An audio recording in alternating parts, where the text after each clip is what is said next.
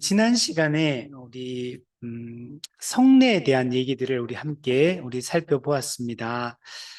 오늘도 이어서 성례에 대해서 우리 조금 더 이야기를 우리 나누도록 하고, 우리 다음 주부터는 이 구체적으로 세례와 또 성찬에 대한 얘기들을 좀 더 깊이 우리 다루도록 하겠습니다. 우리 지난 시간에 했던 내용들을 잠깐 한번 살펴보면,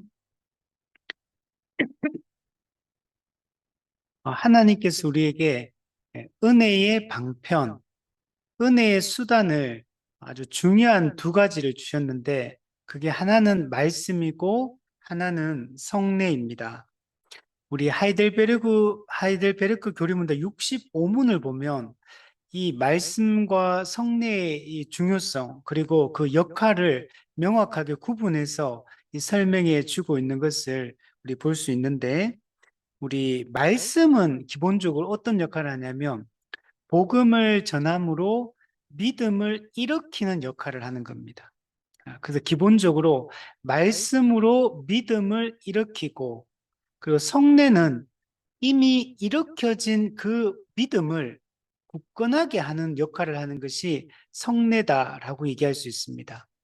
그러니까 성례 그 자체가 믿음을 일으키는 게 아니고, 말씀으로 일으켜진 믿음을 성례는 견고하게 하고 굳건하게 하고 강하게 하는 것이 이 성례의 역할이다라고 얘기할 수 있습니다.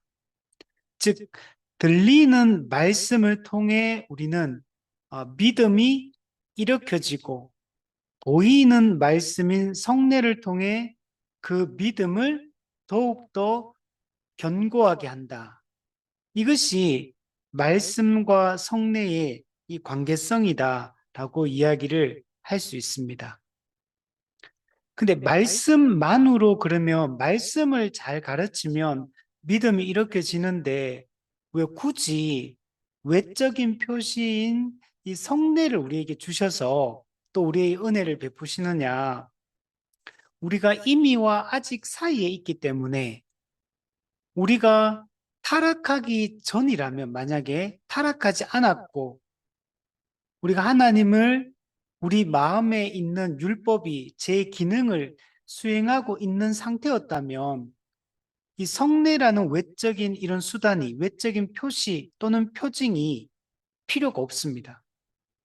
근데 우리는 타락한 존재이고, 비록 우리가 예수 믿고 구원받은 하나님 백성이 되었다 하더라도 우리가 이미와 아직 사이에 살고 있기 때문에 들리는 말씀만으로 충분하지가 않습니다.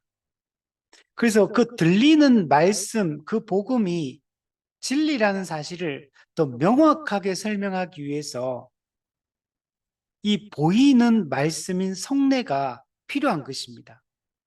그래서 성례는 일종의 보조수단 또는 우리 말로써 뭔가를 설명하는데, 그 말로 전하는 것을 더 명백하게 우리가 이해할 수 있도록 도와주는 어떤 이 도구 또는 수단, 이것이 성례다라고 얘기할 수 있어요. 예를 들면 부모가 어린 자식에게 말로써 설명을 하죠. 말로써 설명을 하면 그 아이가 알아들을 수 있는 부분도 있고, 또 말로 많이 반복해서 쉽게 설명한다고 설명해줘도 때로는 아이가 잘 못 알아들을 때도 있습니다. 그때 우리가 어떻게 합니까? 그 아이를 이해시키기 위해서 다양한 방법을 사용하잖아요.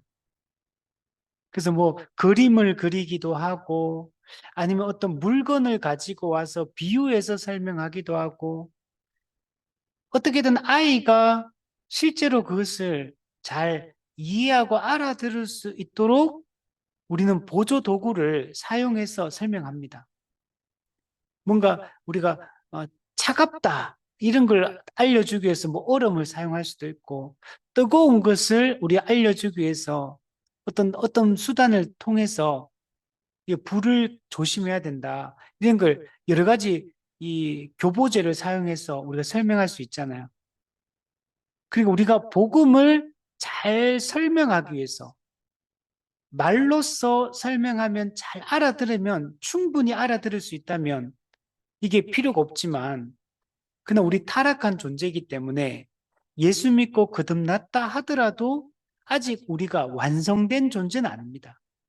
여전히 죄성을 가지고 있고 또 이해력도 아직은 딸리고 그렇기 때문에 우리가 들리는 말씀을 통해서도 하나님의 은혜를 설명할 뿐만 아니라 보이는 말씀을 통해 이 보조 수단을 통해서 그 복음을 더 선명하게 이해할 수 있도록 도와주는 역할, 교보제와 같은 역할, 이게 성례다라고 이야기를 할 수 있습니다. 그래서 우리가 이 관계성을 잘 이해할 필요가 있습니다. 자, 정리해 보면 하나님이 우리에게 이제 예수 그리스도를 통해서 두 가지 성례를 주셨다. 세례와 성찬을 주셨고 세례와 성찬은 예수 그리스도께서 직접 제정하신 것이다. 근데 우리는 이 말씀은 이 들리는 말씀이고 성례는 보이는 말씀이다. 그래서 우리가 기본적으로는 일반적으로는 이 들리는 말씀 우리가 설명하고 선포하고 듣는 방식으로 우리가 진리를 알아갑니다. 근데 이것을 더 강화시키고 더 선명하게 하고 또 분명하게 이해시키기 위하여 우리가 보이는 말씀, 이 외적인 표시 또는 가시적인 이 표징을 통해서 복음을 더 분명하게 드러내는 역할을 하고 있다. 우리가 이미와 아직 사이에 있기 때문에 이 보이는 말씀, 성례가 우리에게 반드시 필요하다. 우리가 지난 시간에 이런 이야기들을 했습니다. 그리고 또 하나 이제 중요한 것이 성례 그 자체가 무슨 미신적인 효력을 가지고 있는 것은 아니다. 오늘 이 부분에 대해서 좀 더 이제 집중적으로 이 얘기를 할까요?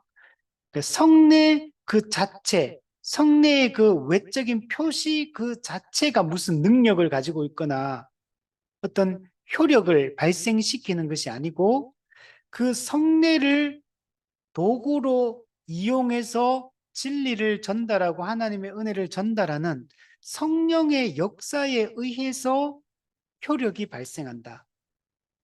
그러니까 성례 그 자체가 무슨 마술적 힘을 가지고 있는 게 아니라는 것. 그리고 성례의 의식 그 자체가 무슨 마술적 효력을 가지고 있는 게 아니고 그 성례를 도구로 활용하셔서 은혜를 전달하는 성령님의 역사에 의해서 사람은 변화가 일어난다. 그 성령님의 역사로 성례의 효력이 발생해서 우리가 구원의 은혜를 누리게 된다. 진리를 더 선명하게 알아가게 된다. 이렇게 우리가 생각을 해야 됩니다. 그러니까 진짜 변화시키는 그 능력, 내적인 변화, 영적인 변화는 성령님의 역할이다. 성령님의 내적 역사의 결과로서 우리의 내면이 변화가 되어지고 우리가 영적으로 우리가 거듭나게 되고 그 은혜에 반응하여 우리가 믿음으로 살아가게 된다. 그 일 그 자체는 성령님이 하시는 일이다. 그러나 앞서 얘기했던 것처럼 우리가 이미와 아직 사이에 있기 때문에 이, 이 보조수단. 근데 우리 지난 시간에 칼빈은 보다 열등한 방법, 보다 열등한 방법, 낮은 방편, 이걸 사용하셔서 우리를 가르치시고 우리의 생각을 깨뜨리는 역할을 하는 겁니다. 그래서 우리가 말로써 말하고 귀로 듣는 방식으로 진리를 깨닫고 이해하게 되지만 그것을 더 선명하고 분명하고 확고하게 하기 위해서 성례라는 이 외적인 표시를 성령께서 사용하셔서 일하신다. 그러니까 성례라는 걸 하나님이 정한 거고 하나님이 주신 은혜의 방편인 겁니다.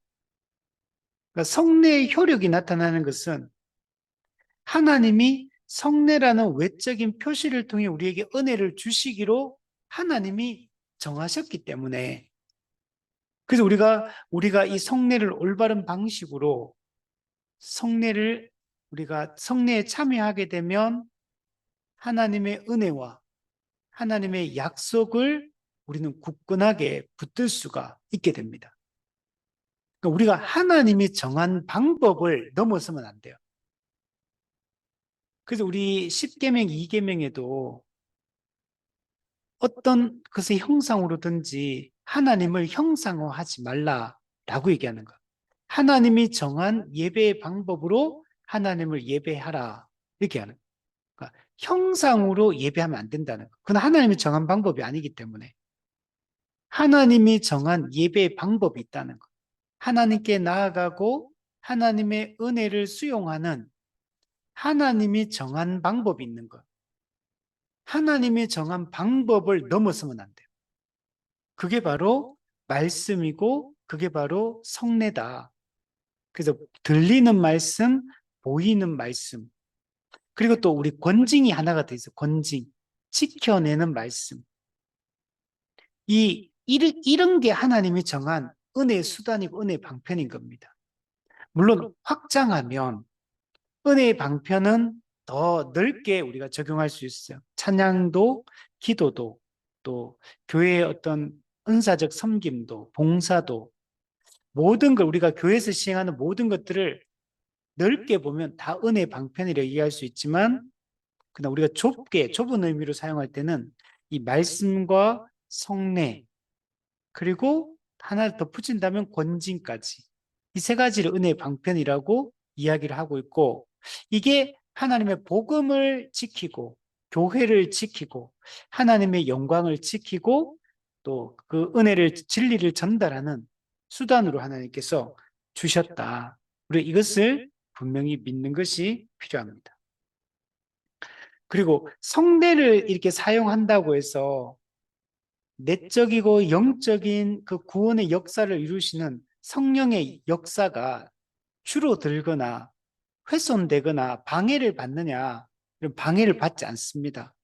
그래서 성령의 역할과 이 성례의 역할, 기능이 서로 충돌되는 게 아니고 내적이고 영적인 변화는 성령님이 일으킨다.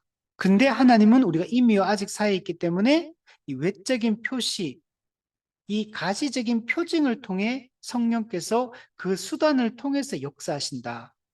그래서 이 두 가지는 충돌되는 것이 아니고 이게 서로 연결되어 있는 개념으로 우리가 이해를 해야 됩니다.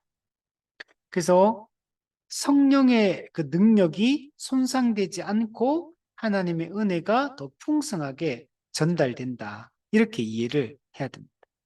자, 오늘은 우리 315문부터 320문까지 이 성례에 대한 이야기를 좀 더 이어서 하고 있습니다. 그래서 이 내용들을 한번 우리 살펴보도록 하겠습니다.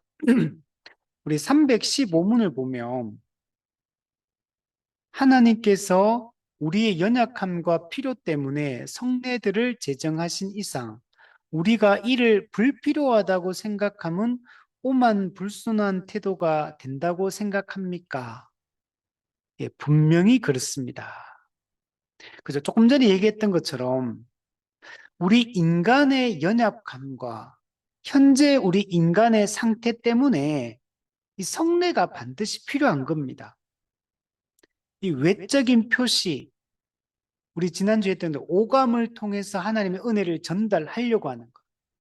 그래서 더 이 우리의 믿음을 굳건하게 만들기 위해서 우리가 은혜를 더 확신하고 은혜를 붙잡고 살아가게 하기 위해서 하나님께서는 외적인 표시인 성례를 우리에게 주셨고 이 보이는 말씀, 이 오감을 통해서 시각적으로, 청각적으로, 또 미각으로, 후각으로, 그리고 또 우리의 촉각으로 이 오감을 통해서 하나님의 은혜를 우리가 직접 경험할 수 있도록 우리에게 하신 겁니다. 이거는 우리가 연약하기 때문에 이게 꼭 필요한 과정이라고 생각해야 돼요. 아, 성례 뭐 그냥 가볍게 여기고 성례 참석하지 않는 것에 대해서도 그냥 가볍게 생각하고 이런 태도를 우리가 가지면 안 된다는 것. 성례는 현재 우리의 상태 때문에 반드시 필요하기 때문에 예수님께서 제정하신 것이지 해도 되고 안 해도 되는 뭐 우리가 이렇게 뭐 성례한다고 하면 뭐 그날 내가 예배를 참석했는데 그냥 성례하면 하고 뭐 다른 날 또 뭐 다른 일정이 있으면 굳이 뭐 적극적으로 참여하지 않아도 되는 이렇게 생각하면 안 된다는 거. 그럼 성례는 원래 교회가 미리 공고를 합니다. 미리 성도들에게 몇 월 며칠 주일에 성례를 거행합니다라고 주보에 미리 공고를 반드시 하게 돼 있어요. 그러면 성도들은 그 광고를 듣고 주보에 미리 공고가 돼 있으니까 그러면 그날 어떻게 해야 되느냐? 뭐 주일날은 사실 당연히 참석해야 되는 거지만 혹시라도 무슨 다른 정말 이게 부득이한 우리 그 교리문답에도 보면 주일 성수, 우리 안식일 준수에 대한 얘기할 때 진짜 부득이한 일이 있을 수 있습니다.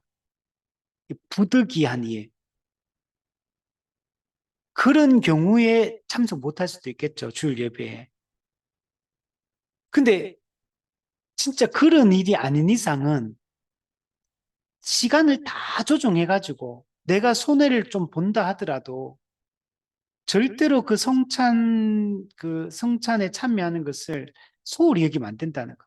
모든 시간을 조정하고 조율해가지고 미리 공부하는 이유가 이게 너무나 중요하기 때문에 반드시 여기에 준비된 마음으로 참석을 하라고 미리 공고를 하는데 근데 그걸 갖다가 참석하지 않거나 시간을 충분히 내가 조정하기만 하면 조금 내가 손해보면 되는데 근데 그 시간을 하지 않는다거나 또 예배에 참석했다 하더라도 그 시간에 뭐 화장실 가고 뭐 성찬 받고 있는데 막 중간에 뭐 화장실 가가지고 미리 좀 화장실도 갔다 오고 미리 또 그게 빠지지 않도록 해야 되는데 신경을 써야 되는데 그냥 가볍게 아유 뭐 내가 지금 배가 너무 아파가지고 중간에 그냥 화장실 가고 그래도 뭐 아무런 죄책감도 없고 아무런 그런 뭐 이제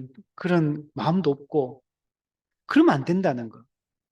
내가 미리 준비해서 최선을 다해서 그 은혜를 사모하면서 준비해야 될 날이에요. 그리고 나만 그런 게 아니고 내 옆에 있는 사람들도 교회 전체적으로 이 성찬을 거행하고 성례를 거행할 때는 미리 준비해서 마음을 쏟아서 참여를 해야 된다는 것. 밑에 보면 따라서 누구든지 성례들이 필요 없다고 생각하면서 고의적으로 그 사용을 회피하는 자는 예수 그리스도를 모욕하는 것이며 그분의 은혜를 거부하는 것이고 그분의 성령님을 소멸하는 것이다. 그럼 성례를 거부하는 것은 단순히 교회 전통을 단순히 따르지 않는다 그런 의미가 아니에요. 성례를 필요 없다고 하거나 고의적으로 회피 또는 거부하는 자는 우리 신앙의 본질적인 측면을 거부하는 겁니다. 이 성례는 하나님이 마련하신 은혜의 통로예요. 근데 이걸 고의적으로 이걸 소홀히 여기고 참여하지 않는 것은 복음의 본질을 훼손하는 것과 같은 것이고 그리스도의 그 본질적 구속 사역을 거부하는 것과 같은 의미예요. 성례는 보이는 말씀, 보이는 복음 그 자체입니다. 그러니까 우리가 말로 전하는 복음을 거부하면 복음을 거부한다고 생각하지만 세례나 성찬을 거부하거나 함부로 할 때 이게 복음을 거부하는 거라고 생각하지 않잖아요. 그렇게 생각하면 안 된다는 거. 말씀은 들리는 말씀이고, 들리는 복음이고, 성례는 보이는 복음인 겁니다. 똑같은 복음을 이야기하고 있는 거예요. 그래서 세례나 성찬을 함부로 하는 것은 복음 그 자체를 거부하고 그리스도의 구속 사역을 거부하는 것과 같은 의미를 가지고 있고, 성령께서 그리스도의 구속 사역의 효력을 우리한테 적용하는데 성례를 거부하는 것은 성령님의 그 구속 적용을 거부하는 것과 좀 같은 거예요.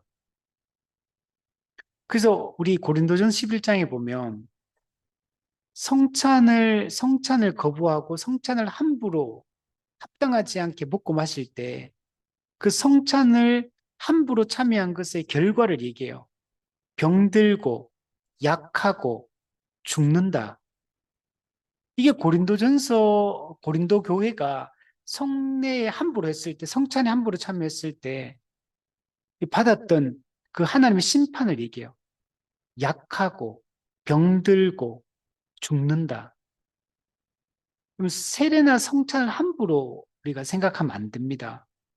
이 복음에 대한 태도와 성례에 대한 태도가 같은 거예요. 그만큼 이걸 우리가 심각하게 생각을 해야 됩니다. 그럼 예수 그리스도를 모욕하는 것이라고, 예수님을 모욕한다. 성례는 예수님이 친히 제정하신 것입니다. 마태복음 28장, 누가복음 22장, 예수님이 직접 제정하신 것이고, 또 세례는 예수 그리스도와 연합하고 새 생명을 얻었다는 걸 이게 상징하거든요. 근데 이 세례를 함부로 한다? 예수님 그리스도와 연합을 함부로 하는 것이고, 그리스도와 연합함을 우리가 새 생명을 얻고 새로운 존재가 되었다는 걸 부정하는 것과 같은 겁니다. 그럼 성찬은 뭡니까? 예수님의 살과 피를 기억하는 것. 예수님의 그 십자가의 희생적 죽음을 기억하는 것. 그리고 우리가 그리스도로 말미암아 예수 그리스도와 연합하게 되고 그분과 교제할 수 있는 존재가 되었다. 그래서 그 그리스도와 연합하고 교제함으로 말미암아 누리는 기쁨과 그 즐거움을 그게 우리가 표현하는 게 이 성찬이거든요. 근데 그렇기 때문에 세례도 그렇고 성찬도 그렇고 이것을 함부로 하는 것은 예수 그리스도를 모욕하는 것이고 예수 그리스도의 구속 사역을 비방하는 것과 여러분 같은 겁니다. 그래서 뒤에 보면 예수 그리스도의 은혜를 거부하는 것이다. 예수님은 우리 죄인을 구원하기 위해서 십자가에 못 박혀 죽으셨고 그분의 그 저주 받으심으로 말미암아 우리의 죄 사함을 이루시고 또 우리가 마땅히 순종해야 될 율법을 온전히 순종하심으로 의를 성취하시고 우리에게 의롭다함을 가져다 주셨잖아요. 우리의 죄 사함과 이 의롭다함의 은혜를 예수님께서 십자가 사역을 통해 우리에게 전해 주셨는데 우리가 세례와 성찬을 우리가 함부로 하고 필요 없다고 말하고 고의적으로 이것을 사용을 회피하고 거부하는 자들은 그리스도의 은혜를 거부하는 것과 같은 겁니다. 그리스도의 은혜를 거부하면 심판입니다. 우리 성경에 용서받지 못하는 죄에 대한 얘기를 해요. 모든 죄는 용서받을 수 있지만 용서받을 수 없는 죄가 한 가지가 있어요. 성령을 모독하는 죄. 사도 요한은 사망에 이르는 죄, 사망에 이르지 않는 죄가 있고 사망에 이르는 죄가 있다. 그게 뭐냐면 복음을 거부하는 거. 그리고 복음의 결과인 교회의 하나됨을 깨뜨리고 교회의 거룩성을 고의적으로 깨뜨리는 거. 이 두 가지 경우에는 여러분 구원을 못 받아요. 근데 그 일을 누가 하시냐면 성령님이 구원을 적용하시거든요.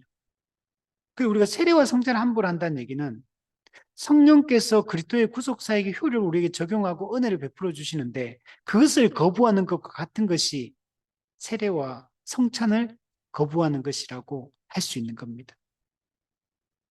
그러니까 우리가 이것을 되게 심각하게 생각을 해야 되고 성례를 함부로 취급해서는 안 된다. 성례가 뭐 해도 되고 안 해도 되는 이렇게 생각하는 것 자체가 너무나 모욕적인 이야기고 우리가 그 은혜를 거부하는 행동이다. 이것을 잘 생각을 해야 됩니다. 316문에 보면 그러나 선한 사람이나 악한 사람이 실제로 함께 성례를 받고 있는데 성례들이 어떤 은총의 확신을 줄 수 있습니까?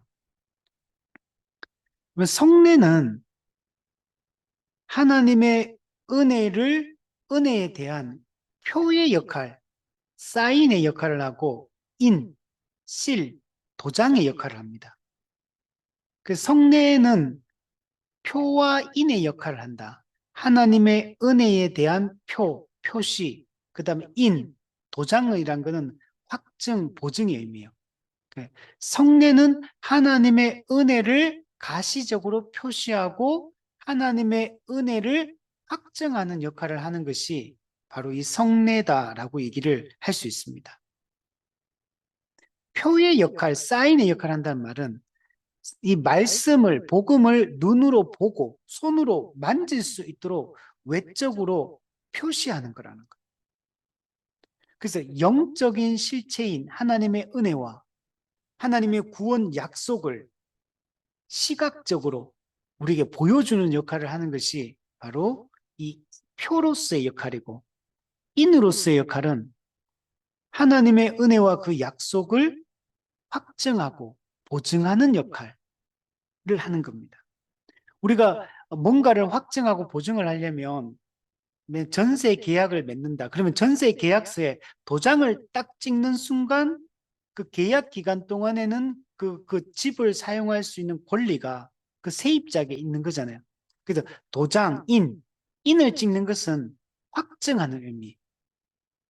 그 효력을 보증하는 역할. 이것이 바로 인의 역할이라고 할 수 있습니다. 그래서 하나님이 우리에게 베풀으신 은혜와 그 약속이 진실되고 확실하고 우리에게 완성될 거라는 걸 확증해 주는 역할. 이것이 바로 성례인 겁니다. 자, 그러나 성례가 표와 표시의 역할, 확증의 역할을 하는데 성례 자체가 구원을 일으키는 건 아니에요. 성례 그 자체가 구원을 일으키는 게 아니고 성례는 하나님의 은혜로 이미 구원받은 자들의 믿음을 강화하는 역할, 그리고 구원의 확신을 더하게 하는 역할. 이게 바로 성례가 하는 역할입니다. 자, 그러니까 쉽게 얘기하면 성례가 구원의 필수 조건은 아닙니다. 세례를 안 받았다고 해서 구원 못 받거나 성찬에 참여하지 않는다고 해서 구원을 못 받는 건 아니에요. 성례를 거행하지 않는다고 해서 참된 믿음을 가질 수 없거나 구원을 못 받는 게 아닙니다. 세례나 성찬 안 받았다 하더라도 여러분 하나의 백성이 될 수 있고 구원 받을 수 있습니다. 그러니까 구원의 필수 조건은 아니다 분명히. 그러나 앞서 얘기했듯이 이미와 아직 사이에 우리가 있기 때문에 이 성례라는 외적인 표시를 통해서 복음을 눈으로 분명하게 보여주고 또 우리에게 이 하나님의 은혜의 결과가 우리에게 확실하게 주어질 것에 대한 이 보증, 확증이 없으면 이 땅에서 살아가는 동안에 우리가 매우 연약한 상태로 살아갈 수밖에 없어요.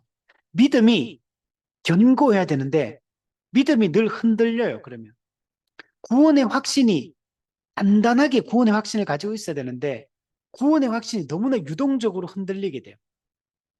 그러니까 구원을 못 받는다는 얘기예요. 구원은 받는데 받을 수 있으나 믿음이 매우 연약한 상태로 우리가 살아가게 됩니다. 근데 이 성례를 시행을 하게 되면 이미 구원받은 성도가 믿음을 더욱더 굳건하고 탄탄하게 만들어가는 역할을 해요. 그래서 성례를 통해 주어지는 이 은혜가 있는 겁니다. 그래서 성례도 은혜의 수단, 은혜의 방편이라고 이야기를 하는 것.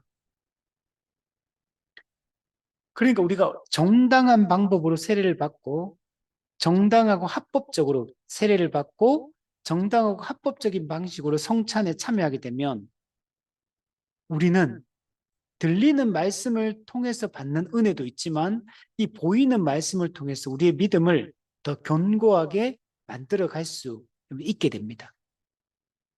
그러니까 세례와 성찬을 정당하게 거행하고 정당하게 참여하는 것이 이 땅에서 이미 아직 사회에 살고 있는 성도들에게는 꼭 필요한, 너무나 필수적으로 중요한 부분이다라고 얘기를 할 수 있는 겁니다.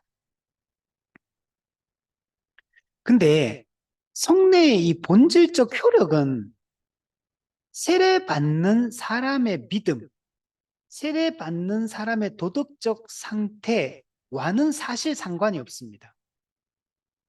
성례의 이 효력, 이걸 다른 말로 하면 성례의 객관적 효력, 성례의 객관적 효력은 우리 사람이 어떻게 하느냐에 따라 우리의 믿음이 강하냐 약하냐 또는 우리가 도덕적으로 깨끗하게 살아왔냐 거룩하게 살아왔냐 아니냐 이것 때문에 성례의 객관적 효력이 나타나는 게 아니에요. 그냥 성례 그 자체는 하나님이 정한 은혜의 방편이기 때문에 성례 그 자체에 하나님이 객관적 효력을 우리한테 주신 거예요. 그냥 내 상태가 어떠하냐 아니냐에 따라 성례가 효력이 나타나거나 안 나타나는 게 아니고 그러니까 근본적인 차원에서 말하면 성례 그 자체가 하나님이 정한 구원의 방편이기 때문에 성례 그 자체가 하나님이 정한 은혜의 방편인 성례 그 자체의 객관적 효력을 가지고 있는 겁니다.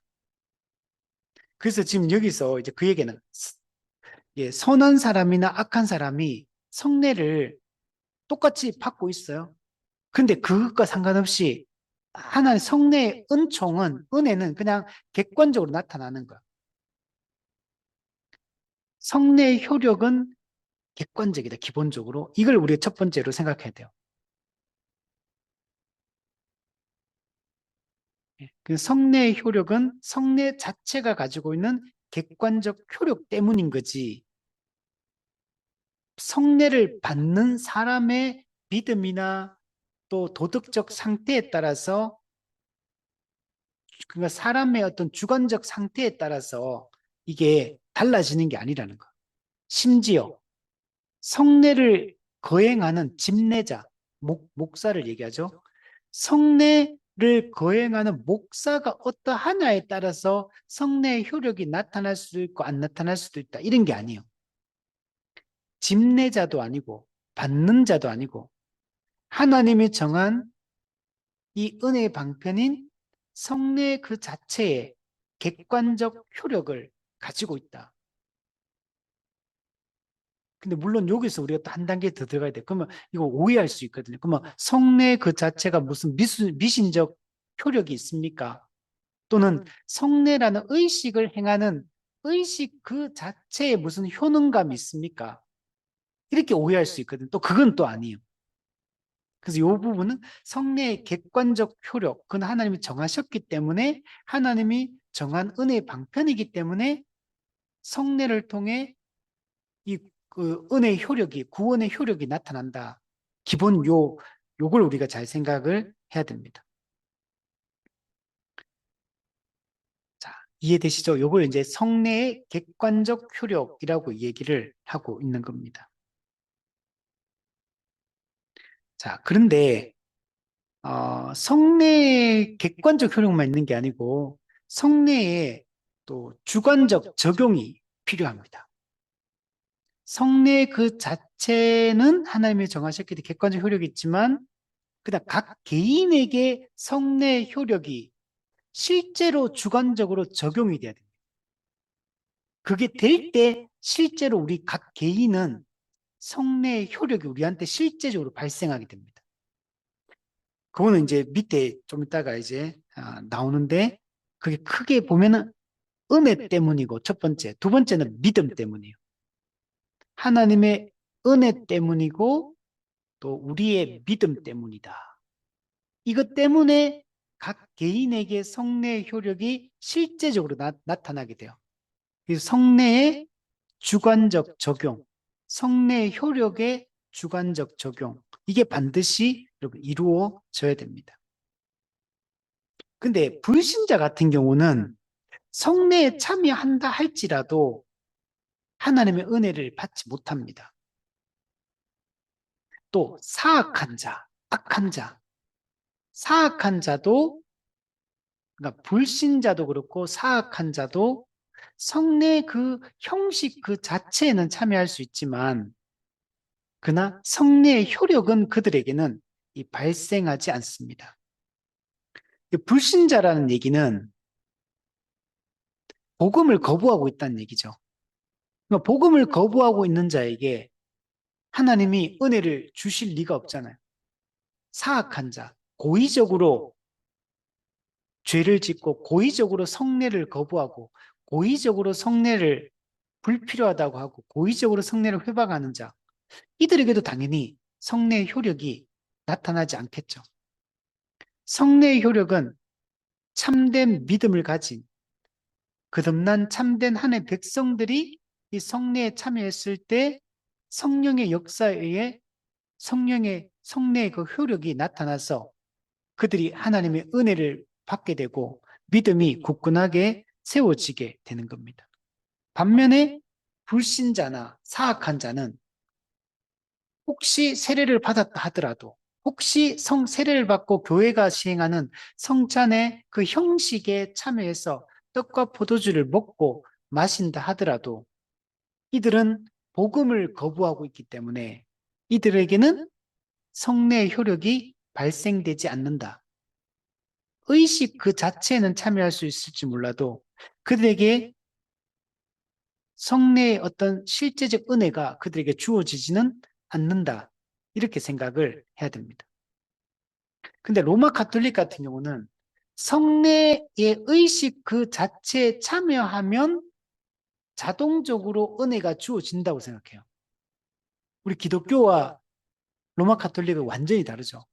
그러니까 성례라는 의식 그 자체에 참여하기만 하면, 형식적으로 참여하기만 하면 자동적으로 은혜가 베풀어진다고 로마 가톨릭은 성례, 그러니까 실제 어떤 성례론적 효능감, 이게 있다고 실제로 생각하는 거예요. 근데 우리는 그걸 거부합니다.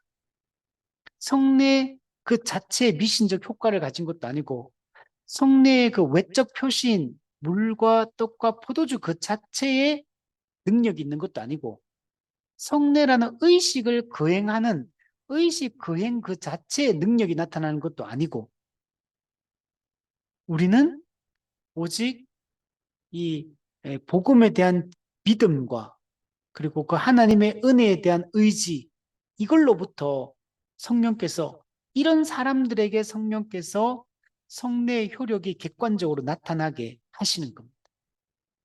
그리고 주관적으로 적용되게 하시는 겁니다. 자, 그 얘기를 317문에 보면 그렇다면 성례들은 어떻게 그리고 언제 그 고유한 효력을 일으키게 되는 것입니까? 우리 316문에서 성례의 객관적 효력에 대해서 얘기했잖아요. 우리 317문에는 이 성례의 객관적 효력이 각 개인에게, 각 성도에게 주관적으로 적용되기 위해서는 반드시 조건이 있어요.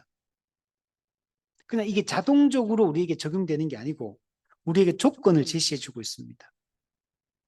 여러분, 성례 그 자체는 하나님의 은혜를 담고 있는 통로가 맞습니다. 그래서 성례 그 자체가 성례의 효력, 객관적 효력을 담보하고 있습니다. 그러나 그 성례가 가지고 있는 객관적 효력이 실제적으로 각 개인에게 적용되는 건 다른 문제예요. 이게 주관적으로 각 개인에게 적용이 돼야지만 실제적 유익, 실제적 구원의 확신을 우리는 가지게 됩니다.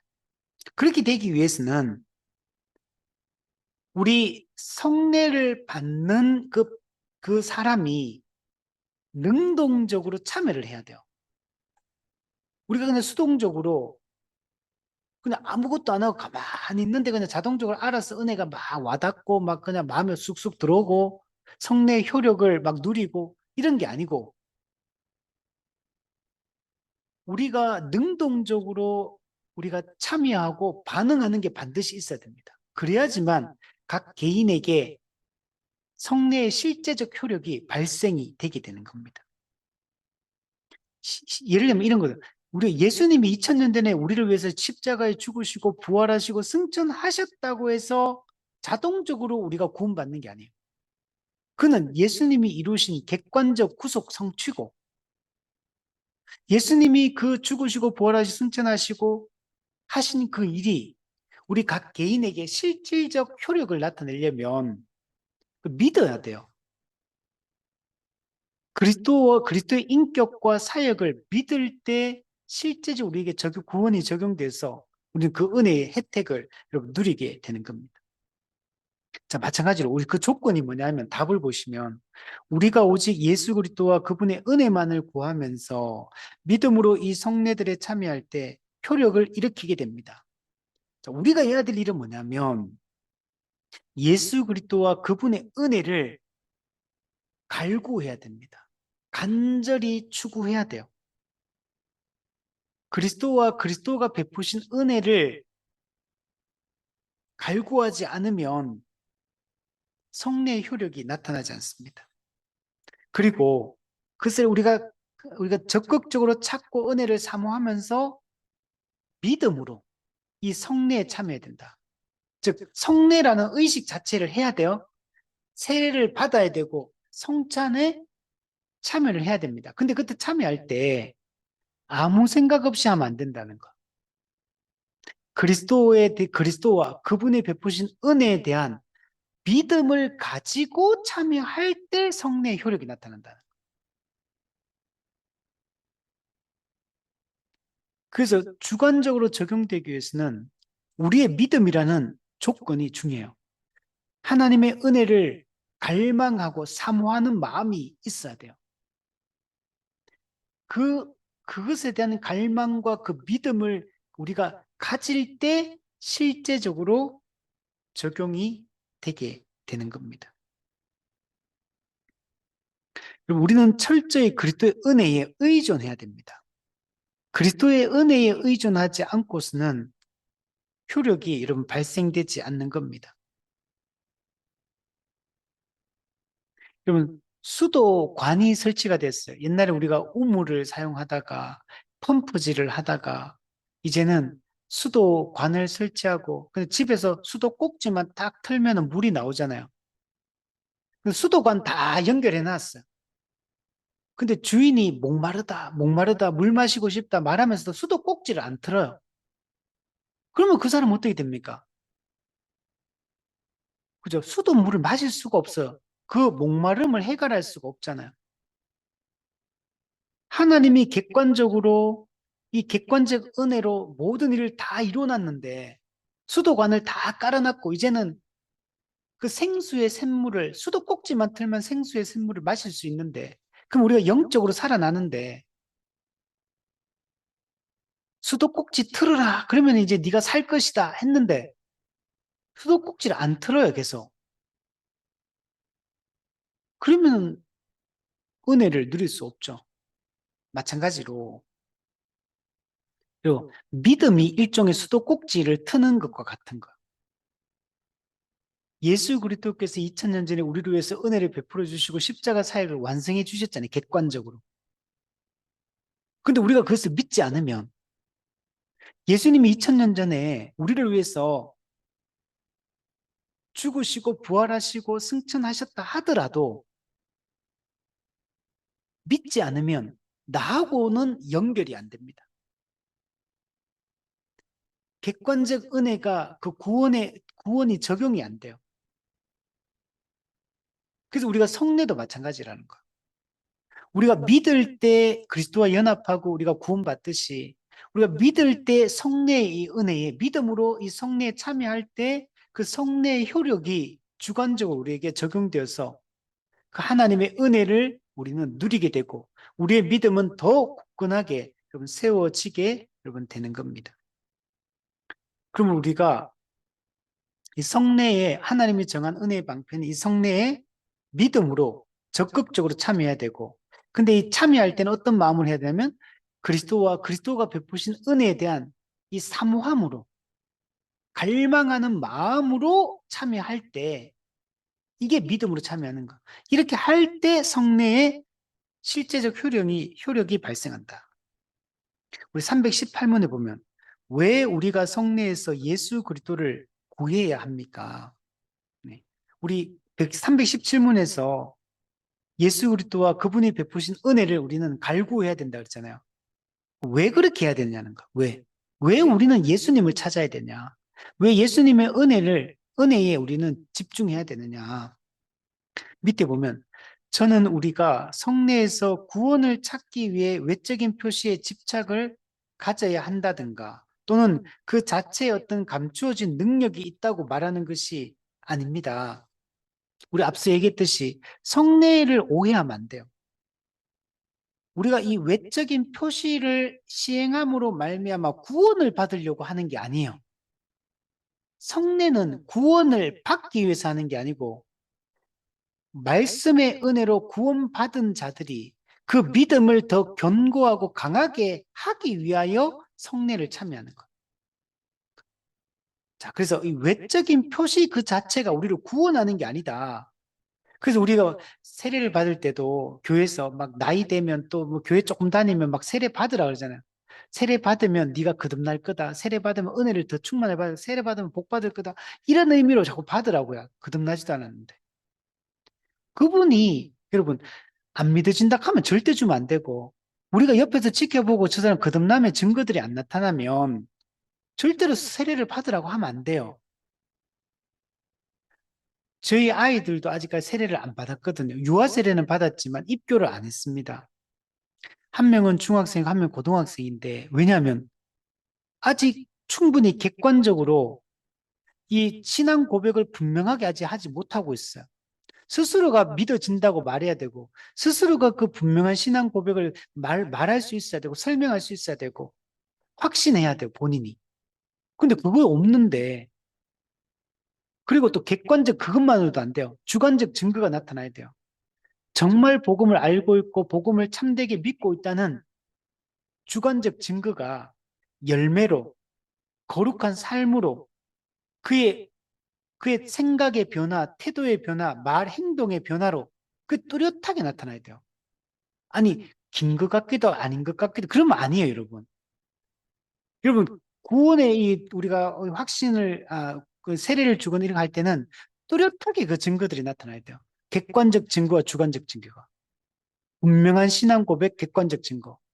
그 뚜렷한 삶의 증거, 열매, 뚜렷한 증거. 이게 나타날 때 세례를 주는 거예요. 근데 우리는 너무 쉽게 그냥 막 그냥 받으라고. 왜냐면 세례를 받으면 구원 받는데 좀 더 거듭나는데 좀 더 뭔가 도움이 된다고 생각하기 때문에 그런 얘기를 하는 거거든요. 그건 어리석은 겁니다. 오히려 그 영혼을 망치는 거, 세례를 빨리 받으라고 하는 거는. 그 세례를 분명한 신앙 고백과 그 변화의 증거들이 뚜렷하게 나타날 때 그게 뭐, 그렇다고 뭐 100% 완성적인 모습을 얘기하는 건 아니에요. 뭐, 도덕적으로 완전 깨끗하게 살고 뭐 그런 건 아닙니다. 그런 건 아니고, 그러나 이 사람이 분명히 변했다라는 게 증거가 나타나야 됩니다. 그때 하는. 그리고 또, 이 성례 의식 그 자체에 감추어진 능력이 있는 것도 아니라 그랬죠. 형식적으로 참여한다고 되는 게 아니에요. 율법주의적인 태도도 안 되고, 미신적 접근도 이러면 안 되는 겁니다. 성례 자체에 신비로운 힘이 있는 것도 아니에요. 하나님이 그냥 성례를 그렇게 정하셨기 때문에 성례에 참여하는 자에게 그 효력이 발생하는 거지. 성례라는 의식 그 자체에 신비한 능력이 있는 건 아니에요. 그 성례를 어떤 부적처럼 무슨 뭐 알라딘의 요술 램프처럼 이런 식으로 우리가 생각하거나 사용해서는 안 됩니다.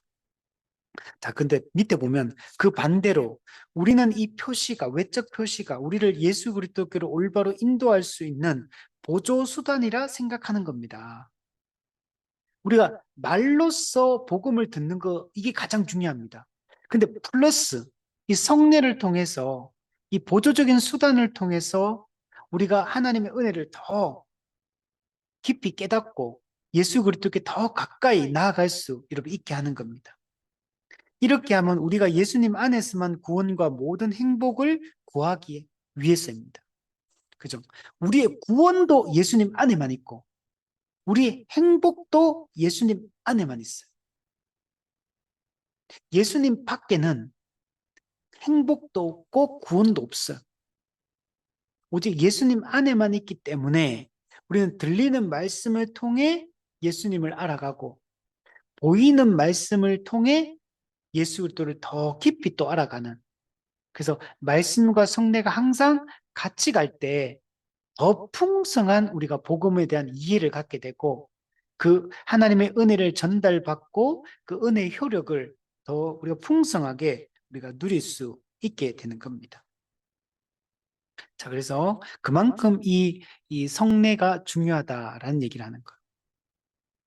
우리 319문 보면 성례에 참여하기 위해서는 신앙이 요구되는 것이라면, 그러니까 성례에 참여하기 위해서 믿음이 요구된다 그랬죠. 앞서 믿음이 없이 성례에 참여하면 효력이 없어요. 반드시 믿음으로 성례에 참여할 때 성례의 효력이 나타난다. 자, 그러면 어째서 당신은 이 성례들이 우리로 하여금 하나님의 약속에 대한 확신을 갖게 하고 또 우리 자신의 신앙을 굳게 할 목적으로 우리에게 주어졌다고 말하는 것입니까? 자, 밑에 보면 신앙, 즉 믿음이란 우리 안에서 한 번 시작되었다는 것으로 충분한 것이 아닙니다. 네, 이게 중요한 거예요. 우리가 처음 예수 믿을 때 믿음을 가졌다고 해서 그 다음부터 믿음이 없어도 되는 거냐? 그게 아니에요. 한 번 믿음으로 구원받았다고 해서 그냥 모든 게 땡이다. 그런 게 아니라는 겁니다. 이 신앙은 계속적인 양육과 공급을 받아야 하며 우리 안에서 매일 성장해야 하고 증가해 나아가야 됩니다. 왜 그러냐면 믿음이 한 번 이만큼 올라왔다고 해서 믿음이 이 상태에 계속 가만히 있는 게 아니에요. 이 땅에서는 이미와 아직 사이에는 믿음이 이만큼 올라왔다가도 죄 짓고 은혜의 방편을 사용해서 은혜를 사모하지 않으면 믿음이 이게 뚝 떨어져요. 이렇게. 믿음이 가만히 있는 게 아니에요. 다시 그런데 우리가 은혜의 방편을 부지런히 사용해서 말씀과 기도로 또 우리가 또 성례로 이렇게 은혜를 받으면 믿음이 또 이렇게 올라가요. 자라가. 그러면 더욱 확신이 강해지고 구원의 확신도 강해지고 또 우리가 진리, 복음에 대한 확신이 강해져요. 그러면 우리 믿음이 더 굳건해져요. 근데 또 그렇다고 해서 이만큼 올라왔다고 이게 또 가만히 있느냐? 가만히 있는 게 아니에요. 또 우리가 신앙생활 또 대충 하고 은혜를 사모하지 않으면 이게 또다시 이게 뚝 떨어져요, 이게. 이게 이 땅에 이미 와직선 이게 믿음이 왔다 갔다 이렇게 할 수가 있는 겁니다. 즉, 믿음은 고정적인 게 아니에요. 믿음은 역동적이고 유동적입니다. 그래서 우리가 은혜의 방편을 부지런히 사용해서 은혜를 많이 받으면 받아서 은혜는 믿음은 이렇게 점점 조금은 이렇게 있지만 올라가요. 이렇게 믿음이 점점 강해져. 그러면 믿음이 강해진다는 얘기는 구원의 확신도 점점 강해진다는 얘기고 하나님에 대한 신뢰도 점점 강해지고 그러면 염려와 두려움은 사라지고 하나님이 우리에게 선하게 우리의 삶 속에 역사하시고 이끌어 가신다는 확신이 강해지니까 웬만한 일이 닥쳐도 요동함이 없게 돼요. 인생의 풍랑이 쳐도 흔들림이 없이 걸어갈 수 있고 무슨 일이 일어나도 구원의 확신과 즐거움을 잃어버리지 않고 살게 돼요. 근데 똑같이 예수 믿고 구원받은 사람이라 하더라도 우리가 은혜의 방편을 부지런히 해서 은혜를 받지 않으면 믿음이 자꾸 이렇게 요동칩니다. 뚝 떨어져. 물론 이 믿음이 약화되었다고 해서 이 사람이 구원이 취소되는 건 아니에요. 참된 믿음으로 거듭난 사람은 믿음이 이 땅에서 유동적이기는 하지만 이 사람이 구원이 취소되지는 않습니다. 성도의 견인, 하나님의 은혜로 택한 자들은 끝까지 믿음을 내려가더라도 다시 회복되게 하고 회개하고 돌이키게 하세요. 하나님께서 은혜를 베푸셔서. 그렇지만 이 땅에 사는 동안 어떻게 되냐? 이게 이렇게 계속되는 거예요. 이렇게 살면 예수 믿고 이 땅에서 믿음으로 산다 하더라도 이렇게 사는 사람들은 구원의 즐거움도 없고 구원의 확신도 약하고 또 하나님의 함께 하심의 증거들도 잘 경험하지 못해요. 그러니까 내 힘으로 살게 돼요. 이렇게 되면. 그래서 분명히 예수 믿고 하나님의 백성이 되긴 되었다 하더라도 매우 연약한 상태에서 이 땅을 우리는 살게 되는 겁니다. 그렇기 때문에 우리가 말씀을 꾸준히 가까이 하는 게 중요하고 이 성례에 우리가 정당하게 참여해서 이 성례의 은혜를 받는 것이 우리의 믿음이 견고해지고 굳건해지는데 매우 중요한 요소라는 거예요. 아니, 저는 그런 거 필요 없습니다. 그냥 설교나 열심히 듣고 이것만으로 충분합니다. 안 그렇다니까요. 우리가 개인적으로 공예배에 참석해 설교를 잘 듣는 게 1차적으로 가장 중요한 게 맞아요. 근데 거기서 끝나는 게 아니에요. 양육을 반드시 받아야 돼요. 교회에서 양육을. 세 번째, 개인 경건 시간을 반드시 가져야 돼요. 뿐만 아니라 이 세 가지는 들리는 말씀이에요. 이 세 가지는 들리는 말씀. 플러스 성례, 세례와 성찬을 통해 믿음을 더 강화시키고 굳건하고 견고하게 하는 과정이 반드시 필요한 겁니다. 자, 밑에 보면 그렇기 때문에 하나님께서는 신앙을 양육하고 견고하게 하며 증가시키기 위하여 우리에게 성례를 주신 것입니다. 이것이 바울이 성례는 하나님의 약속 우리 마음속에 확정하기 위해 필요한 것이라고 말한 의미입니다. 즉 하나님의 말씀, 약속을 우리 마음속에 확정한다는 말은 하나님의 은혜를 우리 마음속에 더 굳건하게 이렇게 뿌리 내리게 한다는 것. 그걸 통해 우리의 믿음을 더 견고하게 한다는 것. 뭐가? 성례를 통해서.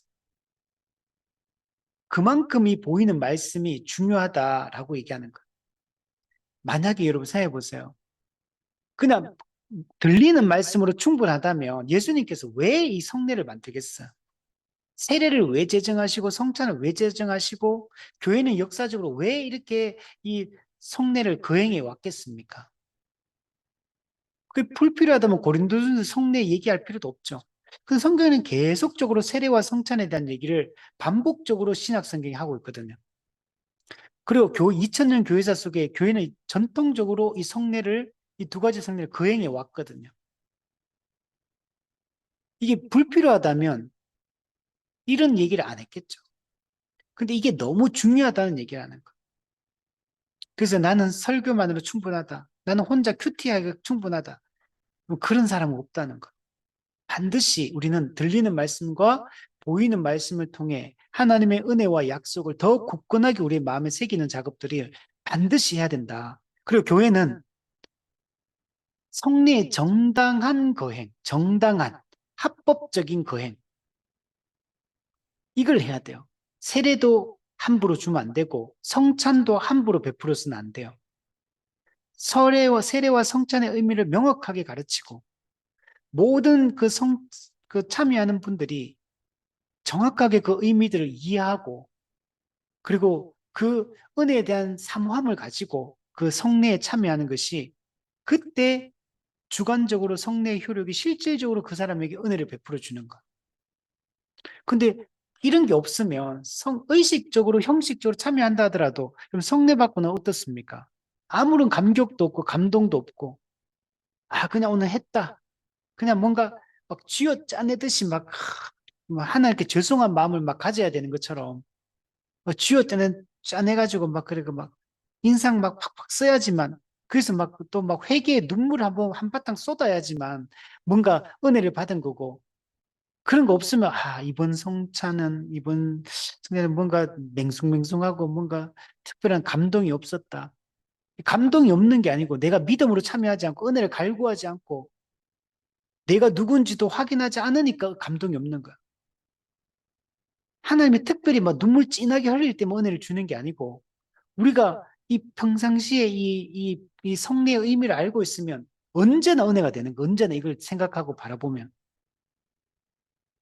그래서 이게 중요하다. 마지막 320문 보면 그러나 만일 하나님의 약속들이 성례들에 의해 우리 안에서 충분히 견고하게 되지 않는다면 그리고 우리를 위해 별다른 보조 수단도 가지고 있지 않다면 이것은 결국 이 성례가 불신앙의 표가 되는 것이 아닙니까? 자, 아닙니다. 이것은 다만 성도의 믿음이 작고 연약하다는 표시입니다. 자, 성례를 베풀었는데도 은혜가 안 된다는 거, 한마디로 얘기하면. 성례를 베풀었는데도 뭔가 은혜가 믿음이 더 굳건해지고 감격이 넘쳐야 되고 구원의 확신도 강해지고 막 이래야 되는데 성례에 참여했는데도 불구하고 이런 게 없대요.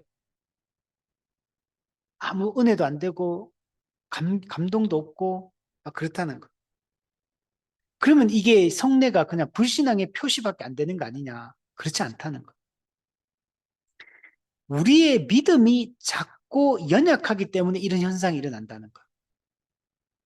왜 성례에 참여했는데 누구는 은혜를 받고 누구는 은혜를 못 받느냐? 믿음이 작고 연약하기 때문에 못 받고, 믿음이 크고 믿음이 견고하게 서 있기 때문에 은혜를 크게 받는 겁니다. 예수님께서도 말씀하셨죠. 있는 자는 더 받을 것이고 없는 자는 그 있는 것까지 빼앗길 것이다. 영적인 측면에서 영적인 빈익빈 부익부 현상이 일어나는 거예요. 영적인 은혜를 평상시에 그 은혜 가운데 있고 은혜를 갈구하는 자들은 성례 때 더 큰 은혜를 받게 돼요. 더 큰 감격과 감동을 받게 돼요. 더 큰 구원의 확신을 얻게 됩니다. 근데 평상시 은혜를 갈구하지 않고 은혜 속에 거하지 않으면 성례에 참여하더라도 아무런 은혜가 없는 겁니다. 그게 우리의 믿음이 작고 연약하기 때문에. 자, 뒤에 보면 이러한 믿음은 하나님의 자녀들에게 늘 있는 것이다. 그죠? 우리 늘 있죠, 이런 게. 그 맨날 연약해가지고 성례에 참여해도 막 은혜 없다고 막. 그래서 다음 어떻게 합니까? 분명히 이번 주에 이제 뭐 8월 마지막 주에 성찬을 거행합니다 했는데 그날 뭐 예배 빠지고 뭐 여행 가버리고 그 성대 그 예배 참석했다가 중간에 하다가 갑자기 똥 누러 간다고 그 중요한 순간에 그 떡과 포도주를 안 마시고 똥 누러 가고 그래 놓고도 아무런 그 양심의 그런 그 가책도 없고 그 어떤 그죠? 그 놓친 것에 대한 안타까움도 없고 그렇게 가볍게 여긴다는 거. 이런 게 늘 우리 늘상 있죠, 이런 게. 자, 그러나 그렇다고 해서 이들이 신자의 자격을 잃어버린 건 아니다. 그것도 중요하다. 아까 잠깐 얘기했죠? 성례의 은혜가 안 된다고 해서 그 사람이 신자의 자격을 잃어버리는 건 아니에요. 한 번 택한 자들은 끝까지 자기 백성으로 하나님 지키고 보호하십니다. 왜냐하면 신자들의 신앙은 완전한 상태에 머물러 있는 것이 아니기 때문입니다. 즉 우리가 이 세상에 사는 동안 우리의 육안에는 언제나 어떤 불신의 찌꺼기가 항상 남아있기 때문입니다. 그렇기 때문에 우리는 항상 성장하며 자라가야 하는 것입니다. 그렇기 때문에 어떻게 됩니까? 들리는 말씀에 귀를 기울여야 돼요. 가장 중요한 건 설교입니다. 설교는 모든 은혜의 방편 중에 최고의 그 수단이에요. 설교보다 중요한 게 없어요. 그렇기 때문에 목회자는 우선 목회자가 설교를 잘 준비하고 복음을 잘 선명하게 드러내고 선포할 수 있도록 그래서 목회자는 목회자의 그 직무를 다해야 되고 성도들은 그 설교에 귀를 기울여야 돼요. 모든 성도는 공예배, 안식일 준수에 최선을 다해야 돼요. 성경에는 부득이한 경우 외에는 예배 빠지면 안 됩니다. 그 부득이한 경우는 어떤 게 우리 가족이 몇 년 만에 해외여행을 가게 돼가 이번 주는 예배에 참석 못하게 됐습니다. 이거 부득이한 경우입니까? 아닙니까? 뭐, 이렇게 몸살 감기가 와가지고 부득이하게 예배를 못 가게 됐습니다. 이거 웬만하면 몸살 감기도요, 자기가 의지가 있고 참석하겠다고 하면 참석할 수 있어요. 응. 죽을 만큼 아픈 거 아니에요. 대부분 다. 이번에 다리를 좀 삐끗해가 다리를 기부스를 해가지고 오늘 예배 참석 못 온라인으로 예배 참석. 여러분, 저 예전에 그 기부스 해가지고 그때 다리 다쳐가지고 기부스 해가지고 설교를 몇 달 동안, 6개월 동안 했어요.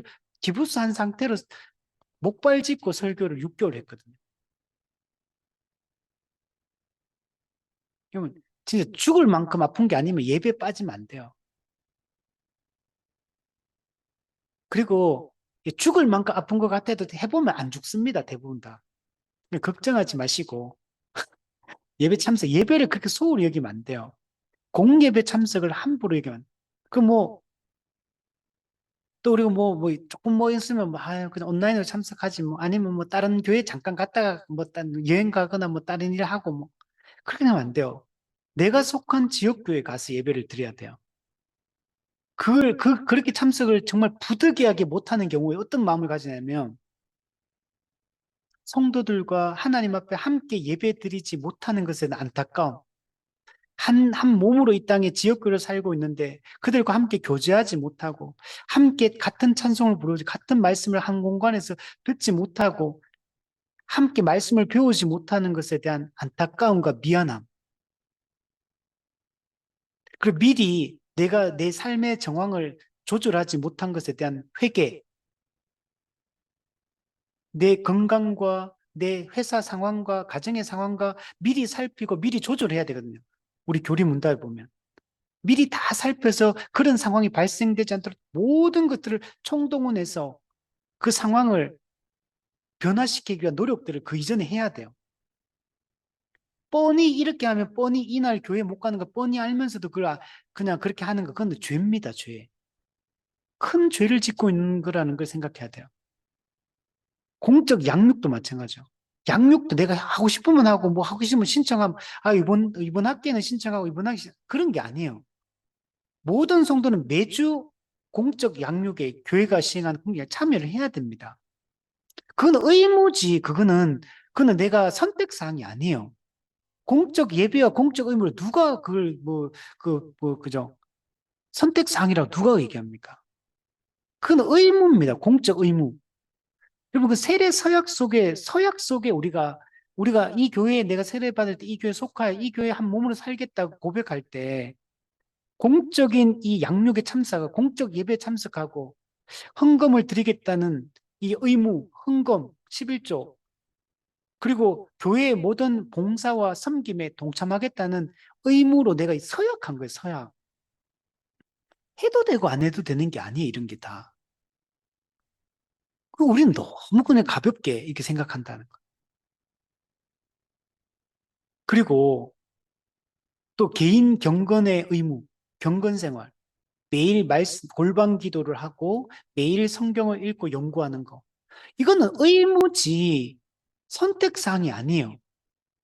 아니, 저는 이번 주는 하고 다음 주는 안 하기로 결정했습니다. 자기가 선택하는 게 아니에요. 매일 하는 게 의무입니다. 그냥 말씀과 기도는 매일 하는 게 그냥 의무예요, 의무. 우리가 이게 전부 다 그냥 각 개인에게 그냥 뭐 기호식품도 아니고 자기 마음대로 결정하고 자기 마음대로 선택하고. 여러분, 우리가 예수 믿는 순간 개인은 없어진 거예요. 우리는 개별적 존재, 개인적 존재가 아니에요. 예수 그리스도 안에서 한 몸의 한 지체, 각 부분으로 속해 있는 존재예요. 내 행동, 내 말, 내 어떤 태도가 전체 몸에 영향을 미치는 각 부분으로 존재하고 각 지체로 존재하고 있다는 걸 인식해야 돼요. 우리는 더 이상 개인적 존재가 아니에요. 개인이 아닙니다. 뭐 자꾸와 교회가 뭐 개인 프라이버시에 대해 교회가 왜 자꾸 관여하느냐. 아니면 교회를 그러면 나오지 말아야 돼요. 내가 교회가 되는 순간 개인이라는 존재는 없어졌는데 무슨 자꾸 개인 프라이버시 타령하고 개인적인 문제, 우리 가정의 문제 왜 교회가 나서 개입하느냐고. 아니, 자녀 양육의 부부 관계 왜 교회가 자꾸 뭐라고 하냐고. 그런데 개인의 문제라고 생각. 개인의 문제가 아니에요.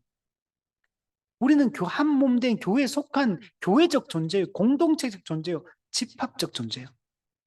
존재론적으로 개인이 아니에요. 머리이신 그리스도의 통치를 받는 그리스도의 몸으로 존재하지 우리가 누가 각 개인으로 존재합니까 지금? 근데 전부 다 개인으로 판단하고 개인적 결정을 내리고 개인적 선택을 하고 개인적인 삶을 살아가고 거기다가 다 개인이 다 그 판단하고 다 내려버려요. 여러분 아니에요. 우리는 한 몸에 속한 교회라는 그리스도의 몸으로 존재한다는 사실 인식하고 교회와 함께 교회의 지도를 받으며 머리이신 그리스도의 통치를 받는 이런 공동체적 삶을 훈련하고 연습을 해야 돼요. 교회적 삶을 살아가야 돼요. 그러니까 이런 것들이 안 되면 우리가 잘할 수도 없고 성장할 수도 없어요. 아니, 저는 그냥 개인적으로 성찬에 참여, 개인적으로 그냥 말씀 보고, 개인적으로 뭐 기도하고, 아니요. 그렇게 하면 진리가 반드시 이 삶이 왜곡되게 돼 있고, 복음의 본질이 희석되거나 훼손되거나 변질될 수밖에 없어요. 하나님이 존재론적으로 그렇게 혼자 살 수 있는 존재를 안 만들어 놨기 때문에, 그게 불가능하기 때문에 이미 아직 사회에서 나 자신도 죄성을 가지고 있고 세상 풍조는 악해서 끊임없이 우리를 죄로 미혹하고 있고 그 배후에는 악한 영적 권세인 사탄이 계속 우리에게 세속 문화를 통해 세상 풍조를 통해서 우리의 생각을 자꾸 왜곡시키고 자꾸 잘못된 것을 우리의 눈으로 보게 하고 귀로 듣게 하고 그래서 이 세속주의에 물들게 하는 데 있는데 자기 혼자 그걸 자기를 지켜낸다고요? 그 불가능합니다. 그래서 혼자 고립되고 교회를 떠나고 한 몸 된 공동체를 떠나면 그리고 그냥 교회 다니는 걸 지금 얘기하는 게 아니에요. 그 주일날 예배 한번 드리러 가는 그런 거 말고 봉사 한번 찔끔하고 교회 가는 거 말고 제대로 된 교회적 삶, 말씀의 공유가 실제로 성도끼리 일어나야 되고 일상의 공유, 삶의 공유, 생각의 공유가 실제적으로 이루어져야 돼요. 그래서 같은 생각과 같은 믿음으로 한 마음과 한 뜻으로 실제로 일상의 모든 영역을 살아가는 삶. 이게 우리한테 이루어져야 돼. 이렇게 될 때 정말 이 말씀의 은혜든 성례의 은혜든 이 모든 것을 우리가 실제로 누릴 수 있고 교회답게 우리 정말 살아갈 수 있어. 하나님 나라를 현시하는 교회라 해놓고 교회는 맨날 세상에 그냥 막 비방거리가 되고 구경거리가 되고 정말 합당하지 않은 거죠. 교회가 모든 것의 유일한 소망이라고 해놓고 성도조차도 교회가 전혀 소망되지 않는 성도조차도 교회가 너무나 타락해 있는 모습으로 비친다면 교회가 무슨 세상에 비치고 세상에 존재론적으로는 그렇게 말하지만 실제 상태는 전혀 아닌 것 같아 버리잖아요. 존재와 삶이 다른 이중인격자 같은 게 교회밖에 안 되잖아요. 그래서 우리가 이렇게 하면 안 되고 정말 복음을 제대로 우리가 배우고 그리고 교회에 대한 올바른 이해를 가지고 교회가 시행하는 이런 모든 은혜 수단들을 적극적으로 참여하고 특히 이 들리는 말씀과 보이는 말씀에 우리는 적극적으로 참여해서 정말 이렇게 은혜를 받아야지만 그 은혜가 우리를 지배하게 되고 그 은혜의 지배를 받는 삶을 사니까 우리가 정말 거룩하게 구별되게 살아갈 수가 있게 되는 거죠. 그래서 이런 것들을 너무 약화시키고 너무 막 단순화시키고 그냥 대충대충 살아도 그리스도인으로 살고 구원받는 게 가능한 것처럼 그의 객관적 증거도 주관적 증거도 없는데 뭘 가지고 구원의 확신을 가지라고 하는 건지 우리가 이걸 심각하게 좀 생각해 볼 필요가 있다고 생각이 듭니다. 네. 제가 좀 너무 강하게 얘기를 표현을 했는데 순화해서 여러분 욕 뭐라하는 게 아니니까 네, 순화해서 잘 들으시고 그래 정말 이런 좋은 교회를 함께 꿈꾸고 정말 지역교회 안에서 이런 것들이 제대로 이루어지기 시작하고 그것이 확장되어서 이제 교회와 교회 연합, 다른 교회들과 연합을 통해서 정말 이 땅에 하나님 나라를 현시하는 그런 교회로서 이 땅에 우리 세워질 수 있으면 좋겠습니다.